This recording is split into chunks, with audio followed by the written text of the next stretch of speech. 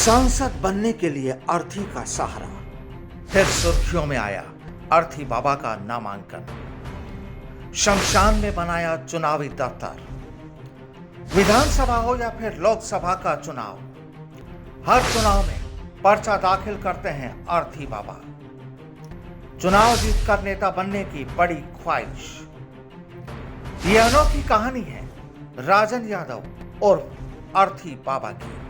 नमस्कार, मैं हूं आपके साथ प्रदीप आजाद। आप और हम सभी ने देखा है कि जब भी कोई भी इलेक्शन आता है और उन चुनाव से पहले जब नेता अपना नामांकन दाखिल करने जाते हैं तो पूरे लाव लश्कर के साथ होते हैं। चाहने वालों की भीड़, बड़ी बड़ी गाड़ियां, यानी पूरा माहौल बना दिया जाता है और वो खुद से ही चुनाव होने से पहले ही जीत भी जाते हैं। लेकिन आज एक जिस शख्स की कहानी हम आपको बताने जा रहे हैं वो वाकई काफी अनोखे हैं।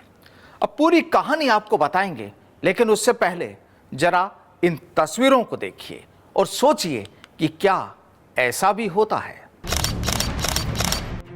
एक शख्स अर्थी पर सवार है, 4 कंधों पर लोग उसे लेकर जा रहे हैं और ये शख्स जा रहा है चुनाव के लिए अपना नामांकन दाखिल करने, यानी अपना चुनावी पर्चा दाखिल करने के लिए। चुनावी कामकाज करने के लिए ये शमशान में ही अपना दफ्तर खोलता है और फिर देश के लिए बड़े बड़े ऐलान भी करता है।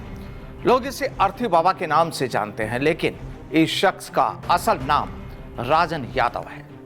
हर चुनाव में हिस्सा लेता है और शायद ही कोई ऐसा बड़ा नेता होगा हिंदुस्तान का जिसके खिलाफ इन्होंने चुनाव नहीं लड़ा हो। और अब एक बार फिर ये अर्थी बाबा सुर्खियों में है, क्योंकि इस बार गोरखपुर लोकसभा सीट से ये सांसद बनने की ख्वाहिश रखे हुए हैं। ऐसा नहीं कि ये पढ़े लिखे नहीं हैं, MBA है, इंटरनेशनल मार्केटिंग की डिग्री भी है इनके पास। दिल्ली CM अरविंद केजरीवाल के साथ भी ये काम कर चुके हैं और सबसे अहम बात ये कि इस बार इन्होंने अपना चुनावी दफ्तर राप्ती नदी के शमशान घाट पर खोल दिया है। अर्थी बाबा कहते हैं कि मैंने करप्शन से परेशान होकर नौकरी या बिजनेस करने के बजाय राजनीति में आने का फैसला किया। कुछ पार्टियों और उनके राजनेताओं ने लोकतंत्र का जनाजा निकाल दिया है, इसीलिए अर्थी को चुना और अर्थी ही जीवन का आखिरी सच है। जहां भी जाता हूं अर्थी साथ में रखता हूं। जरा सुनिए अर्थी बाबा को। ये अर्थी नहीं है, ये भ्रष्ट व्यवस्था की अर्थी है। ये भ्रष्ट व्यवस्था का जनाजा है। इसीलिए मैं ये जो भ्रष्ट नेता जब सदन में जाते हैं, सदन भी मर जाता है, तो मरा हुआ जगह शमशान होता है, तो पूरा सदन को इन्होंने शमशान बना दिया है। क्योंकि कोई भी सदन में गरीबों के पक्ष में या आम जनता या मजदूरों के पक्ष में कोई भी मुद्दा नहीं उठाता है। ये भ्रष्ट सांसदों का जनाजा है। ये भ्रष्ट जनाजा लेके मैं यहाँ पे कलेक्ट्रेट में आया हूँ नामिनेशन करने। देखिए, किसको दोषी मानते हैं? मैं दोषी मानता हूँ व्यवस्था की। और जो भी सत्ता में जा रहा है ये अपने पैसा कमाने के लिए जा रहा है, अपना धन पशु बन के जा रहा है। ये जनता के लिए नहीं जा रहा है। देखिए, आम जनता का कोई भी मुद्दा नहीं। देखिए, बेरोजगारी इतनी चरम सीमा पे है, कोई भी काम इस पे नहीं बोलता है। और शिक्षा पे कहीं भी बिना पैसा दिए किसी का बच्चा नहीं पढ़ सकता, बिना पैसा दिए कहीं किसी का इलाज नहीं हो सकता। अभी यहाँ तक कि मोबाइल में इनकमिंग तक बंद हो गई है। यहाँ बैंकों में पैसा कटौती की जा रही है जो गरीब लोगों का है। समझ लीजिए देश में त्राही त्राही मची हुई है। अब रही बात, ये बड़े बड़े विपक्ष के नेता लोग जो मोदी जी को हराने आए हैं, ये खुद हार जाएंगे, क्योंकि इन्होंने बुद्ध को ज्वाइन नहीं किया। बिना बुद्ध को मोदी को हराना बहुत मुश्किल है। अगर बुद्ध को ये जानेंगे, शिक्षा को जानेंगे, शिक्षा का प्रचार करेंगे, तभी ये चुनाव फिर से जीत सकते हैं। दरअसल अर्थी बाबा के नाम से मशहूर राजन यादव का चुनाव कार्यालय हमेशा नदियों के किनारे शमशान घाट के पास होता है। इनका चुनावी भाषण भी यही होता है। शवों को जलाने के लिए घाट पर पहुंचने वाले लोगों के बीच ये अपना विचार रखते हैं, अपनी बात रखते हैं। और इनके चुनाव कार्यालय की कमान घाट पर शवों को जलाने वाले डोम जाति के लोग संभालते हैं। इनके समर्थक ही इनकी अर्थी को कांधा देते हैं।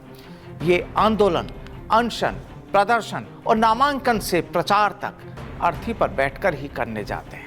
और शमशान घाट पर शवों को लेकर आने वाले लोगों की तरफ से दिए गए जो सहयोग जो दिया जाता है, मदद जो की जाती है, उनका कामकाज उसी से चलता है।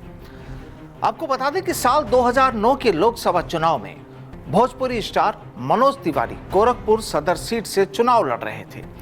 उस समय बॉलीवुड स्टार संजय दत्त उनके चुनाव प्रचार में अमर सिंह के साथ गोरखपुर आए थे।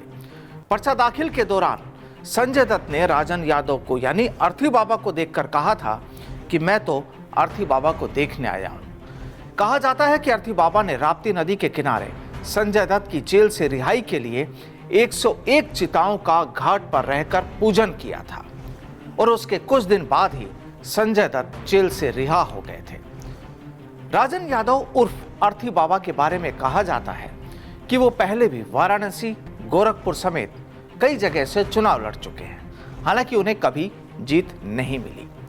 विधानसभा हो या लोकसभा, विधान परिषद हो या राष्ट्रपति का चुनाव, हर चुनाव में वो मैदान में उतर चुके हैं और इसके लिए वो कई नौकरियां भी छोड़ चुके हैं।